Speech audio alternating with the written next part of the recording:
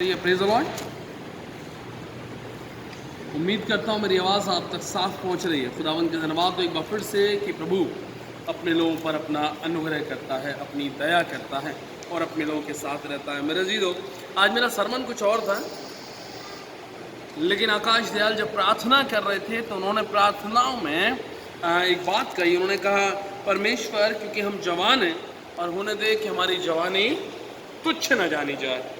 इसलिए खुदावंद ने मुझे हिदायत दी कि मैं परमेश्वर के कलाम से आप लोगों को आसूदा करूं, और वो कलाम हमें मिलता है सबोपदेशक की पुस्तक, सबोपदेशक की पुस्तक उसका 12वां अध्याय।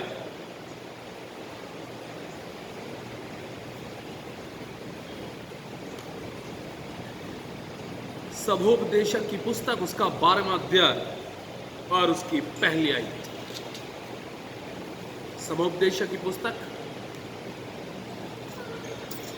उसका 12वां अध्याय और उसकी पहली आयत, जहाँ पर इस प्रकार से लिखा है कि अपनी जवानी के दिनों में अपने सृजनहार को स्मरण रख कि इससे पहले कि विपत्ति के वे दिन तुझ पर, वे दिन और वे वर्ष आए जिनमें तू कहे कि मेरा मन इनमें नहीं लगता। Praise the Lord, praise the Lord. क्या लिखा है? एक बार फिर से आप लोग मेरे साथ पढ़ें। क्या लिखा है? अपनी जवानी के दिनों में अपने सृजनहार को क्या कर? स्मरण कर, इससे पहले कि विपत्ति के दिन और वे वर्ष आए जिसमें तू कहे कि मेरा मन इसमें नहीं लगता। प्रार्थना में अपने सर को झुकाएं और दुआ। प्रभु, मेरी बुद्धि, मेरे ज्ञान, मेरी समझ, मेरी योग्यताओं को शून्य कर होने दे बाप के इस पल से मेरे मुख से जो निकले खुदावन वो मेरा नहीं, अब तू तेरा कलाम हो और तेरे लोगों के लिए बरकतें, नियामतें और तेरा अनुग्रह लेकर आए, यीशु के नाम से, आमीन। मुझे तो वैसे तो हम सब मसीह में जवान हैं। Praise the Lord, praise the Lord. अगर हम कभी किसी बुजुर्ग से बात करते हैं तो वो क्या कहता है कि हमारे भाई साहब अभी तो हम क्या हैं? जवान। मैं तो हर एक जवान से अगर मैं और आप बात करें तो जवान आज चर्चेस से, जवान आज कलीसियाओं से, जवान आज परमेश्वर के कामों से, परमेश्वर की बातों से बहुत दूर है। मैं तो वो ज्यादातर खुदा कलाम में सबोपदेशक 11:9 में लिखा है ना, 11:9 में लिखा है, हे जवान अपनी जवानी के दिनों में क्या कर? आनंद कर, और अपनी जवानी के दिनों में मगन रहे, और अपनी मनमानी कर, और अपनी आंखों की दृष्टि के अनुसार चल। मैं तो आज जवानों के जीवन में ज्यादातर यही आयत जो है वो पूरी हो रही है। जवान जो है वो क्या कर रहे हैं? वो अपनी जवानी के दिनों में आनंद कर रहे हैं। आज जवानों से बात करें तो वो नाना प्रकार की बातों में जो संसारिक है, आदतों में जो संसारिक है, जगहों में जो संसारिक है, उनमें अपना आनंद ढूंढ रहे हैं। मैं तो अभी तो लॉकडाउन है, वरना जब चर्चेस भी खुले हुए थे उस समय जवानों की गिनती खुदावंद के भवन में बहुत कम हुआ करती थी। जवान जो है अपने हिसाब से अपनी जिंदगी को जीना पसंद करते हैं। जवान जो है उन्हें ये लगता है कि अभी तो मेरे जवानी के दिन है, अभी मुझे क्या करना है? अभी मुझे आनंद करना है। अभी मुझे, क्योंकि मेरे शरीर में ताकत है, मेरे शरीर में कुव्वत है और मेरे अंदर जोश है, उमंग है, तो मुझे क्या करना है? मुझे संसारिक बातों में, संसारिक जीवन में और संसारिकता में ही अपनी जिंदगी को जीना है। बहुत सारे जवानों का कहना अभी तो मेरे पढ़ने लिखने के दिन है। बहुत सारे जवानों का कहना अभी तो मेरी ट्रेनिंग लेने के दिन है। बहुत सारे जवानों का कहना यही तो उम्र है जो पैसा कमाने की है, यही तो उम्र है जो ताकत कमाने की है, यही तो उम्र है जो संसारिक जिंदगी और संसारिक ऐश मौज को जीने की है। वो कहते हैं अरे जवानी में नहीं करेंगे तो कब करेंगे?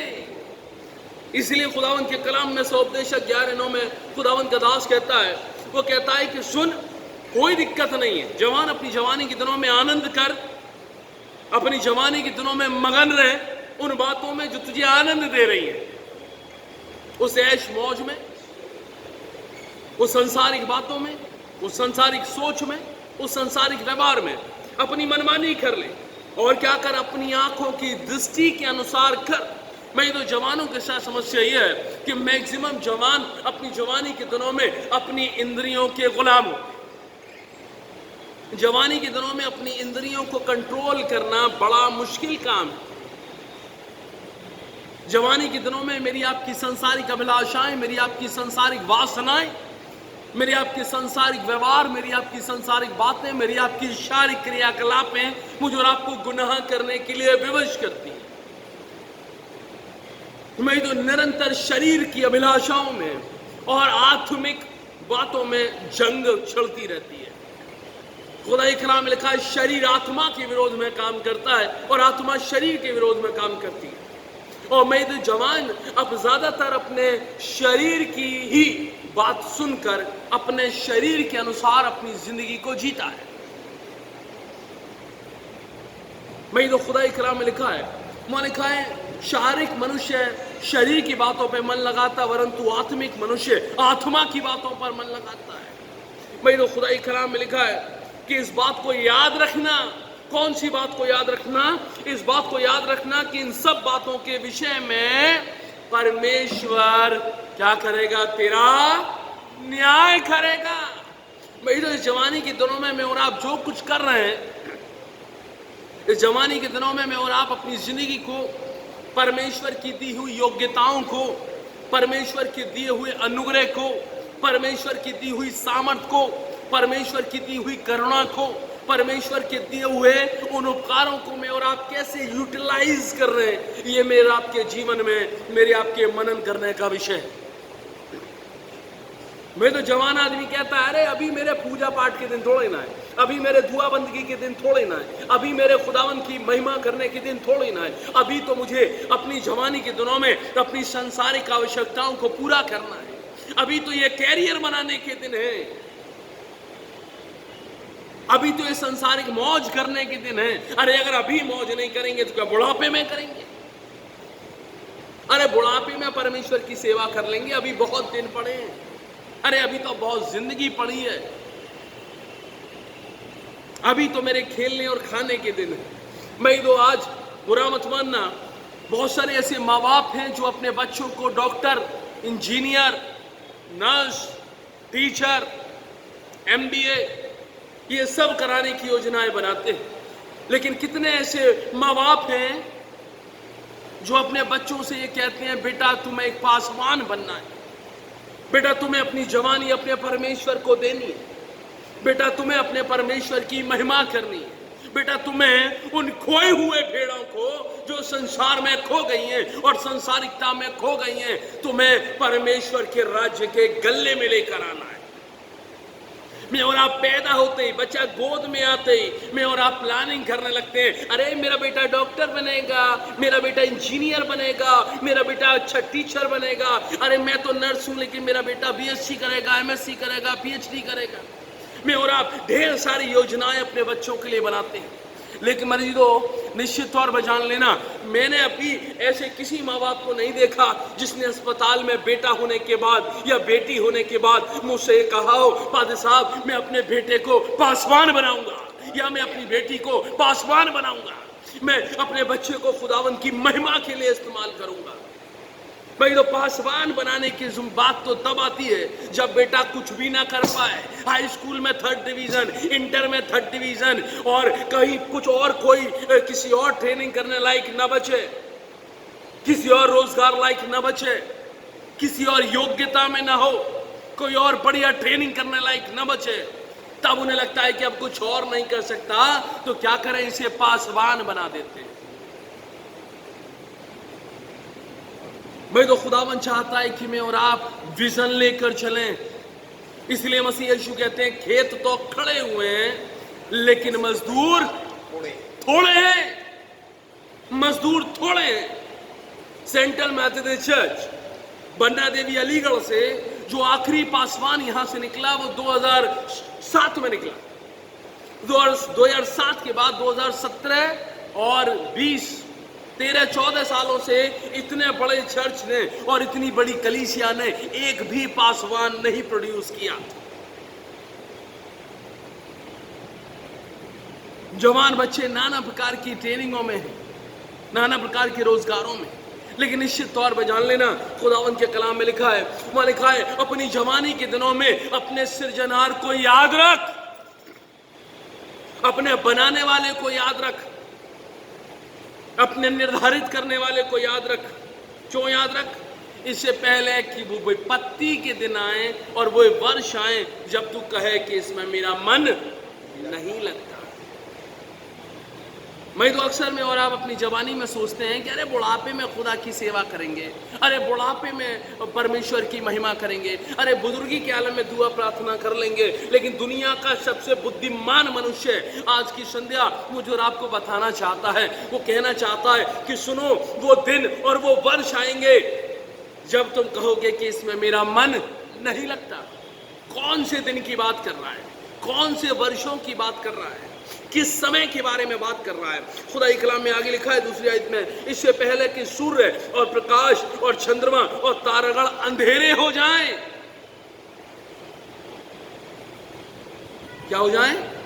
सूर्य, प्रकाश, तारागण, चंद्रमा, ये क्या हो जाएं? अंधेरे हो जाएं। इसका मतलब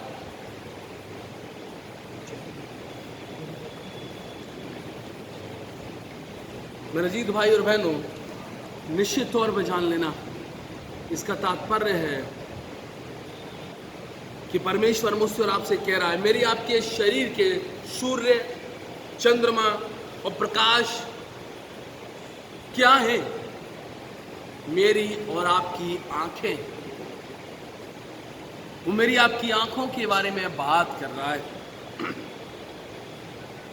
वो कह रहा है कि इससे पहले कि बुजुर्गी के आलम में तुम्हारा शरीर कमजोर हो जाए, इससे पहले कि बुजुर्गी के आलम में तुम्हारी आंखें धुंधली हो जाएं, इससे पहले कि बुजुर्गी के आलम में जिन्हें तुम सूर्य समझते हो, जो तुम्हें दिन में प्रकाश देती हैं, जो तुम्हें रात्रि में प्रकाश देती हैं, जो तुम्हें सूर्य में प्रकाश देते हैं, दिन में प्रकाश देती हैं, जो तुम्हें रात्रि में प्रकाश देती हैं, वो क्या हो जाए? धुंधली हो जाए, धुंधली हो जाए, और उसके बाद अंधेरी हो जाए, और उसके बाद वर्षा होने के बाद बादल फिर क्या हो जाए? घेरा आए। वर्षा होने के बाद बुढ़ापे में क्या होता है? बुढ़ापे में जब हमारी आंखें कमजोर हो जाती हैं, उस समय हमारी आंखों से अपने आप पानी गिरने लगता है ना? उसके बाद क्या होता है?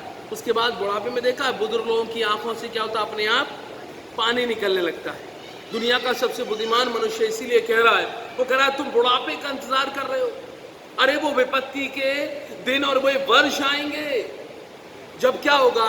जब तुम्हारी आंखें कमजोर हो जाएंगी। जिन आंखों से आज तुम छोटी से छोटी बाइबल पढ़ सकते हो, जिन आंखों से तुम कहीं भी दिन और रात जाकर परमेश्वर का प्रचार कर सकते हो, जिन आंखों से तुम परमेश्वर के वचन को पढ़कर दूसरों को सुना सकते हो, वो आंखें धुंधली हो जाएं और उन आंखों से क्या हो जाए?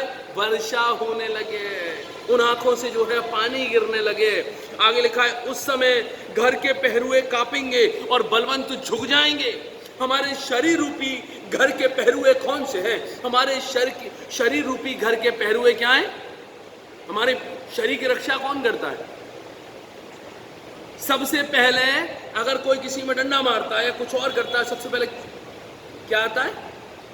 हाथ। जहां भी हम गिरने वाले होते हैं, सबसे पहले हमारे शरीर की रक्षा कौन करता है? हाथ। तो हमारा हाथ जो है ये क्या है? हमारे शरीर के पहरुए हैं। इससे पहले कि बुढ़ापे में ये शरीर के जो पहरुए हैं ये कांपने लगे। बुढ़ापे में देखा है, बुढ़ापे में अक्सर क्या होता है? हाथ क्या करते हैं? कांपने लगते हैं और बलवंत झुक जाएं। एक मनुष्य के लिए बलवंतता की जो पहचान है वो क्या है? उसके शोल्डर, उसके कंधे। कहते नहीं इसके कंधे पर जो है परिवार की जिम्मेदारी है, इसके कंधे पर जो है समाज की जिम्मेदारी है। ये क्या है? हमारे बलवंत हैं, ये हमारे बल का कारण है। इससे पहले कि पहरुए कांपने लगे और इससे पहले बलवंत झुक जाएं, खुदा के कलाम में लिखा है, पीसनहारियां थोड़ी होने के कारण काम करना बंद कर दें, छोड़ दें। पीसनहारियां क्या है? पीसनहारियां हमारे दांत, जो हमारे भोजन को जो हम खाते हैं इसे क्या करती हैं? पीसती हैं। इससे पहले कि बुढ़ापे में हमारी पीसनहारियां जो हैं वो क्या हो जाए, थोड़ी होने के कारण क्या हो जाए, काम करना छोड़ दें। बुढ़ापे में देखा है दांत खत्म हो जाते हैं तो बड़ी मुश्किल से अब हड्डी नहीं खा पाऊंगा, अरे दाल में रोटी को डाल दो, उसे सॉफ्ट कर दो। ये पीसनहारियां क्या हो गई बुढ़ापे में, थोड़ी होने के कारण इन्होंने काम करना छोड़ दिया। इससे पहले कि झरोखे में से देखने वालियां अंधी हो जाएं, इससे पहले कि हम, और जब बुढ़ापा आता है शुरुआत में तो आंख कमजोर होने की जो सिम्टम्स हैं वो क्या है, ओझल हो रही हैं आंखें, आंखों में से पानी आ रहे हैं, तो धीमे धीमे ये पलक रूपी और आंख रूपी जो झरोका है ना, ये क्या हो जाए, अंधे हो जाए। इसे आगे लिखा है, सड़क की ओर के किवाड़ बंद होंगे और चक्की पीसने का शब्द क्या हो जाएगा, धीमा हो जाएगा। बुढ़ापे में, जवानी में आदमी क्या करता है, जवानी में आदमी जहां चाहे वहां जाकर परमेश्वर का प्रचार प्रसार कर सकता है। जवानी में उसके पास शरीर है, जवानी में उसके पास जोश है, जवानी में उसके पास ट्रेवल करने की ताकत है, जवानी में उसके पास पैदल ट्रैक्स बांटने की ताकत है, जवानी में एक मनुष्य ज्यादा ताकत के साथ परमेश्वर के कलाम को दे सकता है। बुढ़ापे में मेरे जीदो जब दांत खत्म हो जाते हैं तब क्या होता है, उस समय जीभ हमारी जो है ज्यादा बेहतर काम नहीं कर पाती है। जिस समय बुढ़ापे में आंख कमजोर हो जाती है उस समय परमेश्वर के कलाम को मैं और आप उचित रीति से पढ़ नहीं पाते हैं। और बुढ़ापे में लिखा है, सड़क के किवाड़ जो है क्या हो जाते हैं, बंद होंगे। जवान आदमी क्या छूटते ही रोड पे जाएगा, और बुजुर्ग आदमी जो है वो अपने घर से निकलने से पहले 4 बार क्या करता है, सोचता है।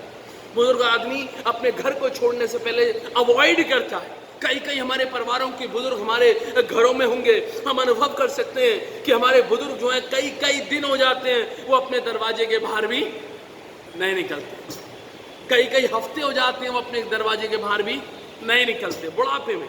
लेकिन जवान आदमी क्या, उसको पूरे दिन अगर उसको घर के अंदर बंद कर दो तो वो बर्दाश्त नहीं कर सकता, रह नहीं सकता। इसलिए जवानी में जो है परमेश्वर के सुसमाचार प्रचार के अवसर ज्यादा हैं। इसलिए जवानों को चाहिए कि वो अपनी जवानी के दिनों में जब परमेश्वर ने उन्हें बल दिया है, जब परमेश्वर ने उन्हें जाने की ताकत दी है, जब परमेश्वर ने उन्हें कलाम सुनाने की ताकत दी है, जब परमेश्वर ने उन्हें अपनी महिमा के लिए चुन रखा है, तो वो जवानी में अपने सृजनार को याद रखें और अपनी जिंदगी से और योग्यताओं से जो परमेश्वर ने उन्हें दी है, परमेश्वर का शुक्र करें, उसकी तारीफ करें, उसकी प्रशंसा करें और अपनी जवानी के दिनों को तुच्छ न जाने। इसलिए खुदा कलाम में परमेश्वर कहता है, वहां लिखा है, देख तेरी जवानी को कोई तुच्छ ना जाने। क्योंकि परमेश्वर का यह विजन है कि जवान क्या करें, दर्शन देखें। किस चीज का दर्शन, बड़ी गाड़ी का दर्शन नहीं, बड़े घर का दर्शन नहीं, बड़ी पोस्ट का दर्शन नहीं, बड़े बंगले का दर्शन नहीं। खुदावन चाहता है कि जवान दर्शन देखे कि हर एक भटकी हुई आत्मा, हर एक खोई हुई आत्मा, हर एक विचलित आत्मा, हर एक गुनाह में ग्रसित आत्मा परमेश्वर की नजदीकी में आए और स्वर्ग राज्य जाने के लिए अपने आप को तैयार करे। भाई तो खुदा कलाम में लिखा है, और तड़के ही चिड़िया बोलते ही उठ जाएगा। जवानी में क्या होता है, जवानी में नींद बहुत आती है। और बुढ़ापे में बुजुर्गों को देखा है, बुजुर्ग क्या करते हैं, चिड़िया भी जैसे एक हल्की सी चू की आवाज आई, बुजुर्गों की आंख खुल जाती है। बहुत जल्दी बुजुर्ग तड़के में उठ जाते हैं, या उन्हें रात को नींद ही नहीं आती, पूरी रात हो जाती है बिना सोए। मैं तो इसीलिए खुदा कलाम में लिखा है, वहां लिखा है, और सब गाने वालियों का शब्द धीमा हो जाएगा। गाने वालियां क्या है, गाने वालियों का मतलब हमारे वोकल कॉर्ड्स, जो हमारे वोकल कॉर्ड्स हैं, ये बुढ़ापे में क्या हो जाते हैं, धीमे हो जाते हैं। जवानी में आदमी बड़े जोश के साथ, बड़ी चिल्लाहट के साथ परमेश्वर के कलाम को बोल सकता है। और बुजुर्ग आदमी से बात करते हुए देखा है, बुजुर्ग आदमी बड़े धीमे धीमे आराम से बहुत स्लोली जो है बात करेगा। मैं तो खुदावन चाहता है जो योग्यताएं परमेश्वर ने मुझे और आपको अपनी जवानी के दिनों में दी हैं, उन योग्यताओं को मैं और आप परमेश्वर की महिमा के लिए इस्तेमाल करें। और लिखा है फिर जो ऊंचा हो उससे भय खाया जाएगा।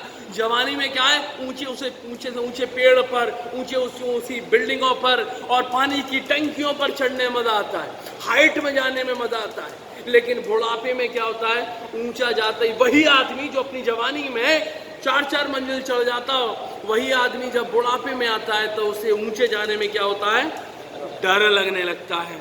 अरे भैया तुम ही जाओ यार, मैं हैं। अक्सर क्या, जब बुजुर्ग लोग पहाड़ पे भी जाते हैं कहीं घूमने के लिए, तो बुजुर्ग क्या कहते हैं, भैया मैं तो यहीं बैठी हूँ तुम लोग जाओ, मैं तो यहीं बैठा हूँ तुम लोग जाओ, तुम लोग एंजॉय करो। और वही आदमी जवानी में ऊंचे से ऊंचे पहाड़ पे दौड़ के चढ़ जाएगा। भाई दो खुदावंद के कलाम में लिखा है, और मार्ग में डरावनी वस्तुएं मानी जाएंगी। भलाई शाम अगर आदमी को रोड क्रॉस कर रहा है, जवान आदमी खट खट खट खट करके 2 मिनट में रोड क्रॉस कर लेगा। लेकिन बुजुर्ग आदमी के साथ क्या होता है, छोटी से छोटी गाड़ी भी कितनी भी दूर क्यों ना हो, उसे क्या लगेगा, उसे डर लगता है। मार की हर एक चीज जो उसे डराती है, बड़े आराम आराम से धीमे धीमे वो देखभाल के जो है रोड क्रॉस करता है। खुदाई कलाम में लिखा है, आगे लिखा है, बादाम का पेड़ फूलेगा और टिड्डियां भी भारी लगेंगी। बादाम मतलब लिवर, इंटेस्टाइन, ये क्या है, ये फूल जाए हैं। आगे इसीलिए लिखा है, भूख बढ़ाने वाला फल भी काम न देगा। हमारी भूख कौन बढ़ाता है, हमारे पेट में कौन सी ऐसी चीज है जो हमारी भूख बढ़ाती है, लिवर। हमारा लिवर जो है, भूख बढ़ाने वाला फल जो है वो भी काम नहीं आएगा। बुढ़ापे में जो है अपने आप भूख क्या हो जाती है, कम हो जाती है। बुजुर्ग आदमी जो है 1-2 रोटी पूरे दिन में खा लें तो बहुत बड़ी बात है। हम अपनी मम्मी को जानते हैं, आधी रोटी सुबह दे दो, उसके बाद अपनी बहुत हो गया, बहुत खा लिया, थोड़ा सा कुछ खा लिया तो बहुत खा लिया। मेरा जीरो निश्चित तौर पर जान लेना, खुदावंद ने अभी मुझे और आपको ताकत दी है, अभी खुदावंद ने मेरी आपके अंगों को सामर्थ्य दी है, अभी खुदावंद ने मुझे और आपको अपॉर्चुनिटीज दी हैं, अभी खुदावंद ने मुझे और आपको योग्य बनाया है कि मैं और आप परमेश्वर की महिमा कर सके। खुदावंद ने मुझे और आपको योग्य बनाया है कि मैं और आप परमेश्वर की स्तुति कर सके। अवसर को बहुमूल्य जानो क्योंकि दिन बुरे हैं, अवसर को बहुमूल्य जानो क्योंकि दिन निकट है। अभी परमेश्वर ने मुझे और आपको यह समय दिया है कि मैं और आप परमेश्वर की महिमा के लिए अपने आप को इस्तेमाल करें। इसलिए मसीह यीशु कहते हैं कि यदि तू मेरे पीछे आना चाहे तो अपने आप का इनकार कर। और समस्या यह है कि जवान आदमी अपने ही आपे में जिंदगी जीता है। जवान आदमी को लगता है जो मैं कर रहा हूं वो सही है, जो मैं कह रहा हूं वो सही है, जो मैंने कर दिया है वो सही है, और जो मैं करने वाला हूं वो भी सही है। लेकिन निश्चित तौर पर जान लेना, खुदावन चाहता है कि जवान आदमी खुदावन के वचन के हिसाब से अपने जीवन को जिए। खुदावन चाहता है खुदावन जवान आदमी परमेश्वर की शिक्षा, उसकी व्यवस्था और उसके मार्गों के अनुसार अपने जीवन को जिए। इसीलिए खुदाई कलाम में नीति 3 में लिखा है, मैंने कहा, हे मेरे पुत्र मेरी शिक्षा को न भूलना, उसे न थजना, वरन उसे अपनी हृदय पट्टिका पर लिखे रहना। मेरे जीदो, बुढ़ापे में पेट का सारा डाइजेशन क्या हो जाता है, गड़बड़ हो जाता है। न लिवर कमजोर हो जाता है, तिल्ली कमजोर हो जाती है, इंटेस्टाइन कमजोर हो जाती है, पैंक्रियास कमजोर हो जाता है। खुदाई कलाम में लिखा है, उसके बाद क्योंकि मनुष्य अपने सदा के घर को जाएगा और रोने और पीटने वाले सड़क सड़क फिरेंगे। एक समय ऐसा आएगा कि मनुष्य अपनी बीमारियों में ही उलझ के रह जाता है। बुजुर्गी के आलम में मनुष्य अपने लिए तो प्रार्थनाएं कर सकता है, मनुष्य अपने लिए तो ज्ञान बढ़ा सकता है। आप बुजुर्गों को देखें, बुजुर्ग अगर बाइबल भी पढ़ रहे हैं ना तो वो अपना ज्ञान बढ़ा रहे हैं, प्रार्थना कर रहे हैं तो वो अपनी सामर्थ को बढ़ा रहे हैं। लेकिन परमेश्वर के सुसमाचार प्रचार को फैलाने की जिम्मेदारी हर एक मनुष्य की है। बुजुर्गी के आलम में बहुत कम ऐसे अवसर मिलते हैं कि लोग अपने ज्ञान को जो है दूसरों तक बांट सकें। एक जवान आदमी कुछ कह रहा है, 4 लोग उसकी बात को ध्यान से सुनेंगे। अगर एक बुजुर्ग आदमी कलाम की गहरी बात भी अपने लोगों को बता रहा है, अक्सर हम देखते हैं ना हमारी कलीसिया के जो बुजुर्ग वहां हैं उन्हें प्रचार और प्रसार के अवसर बहुत कम मिलते हैं।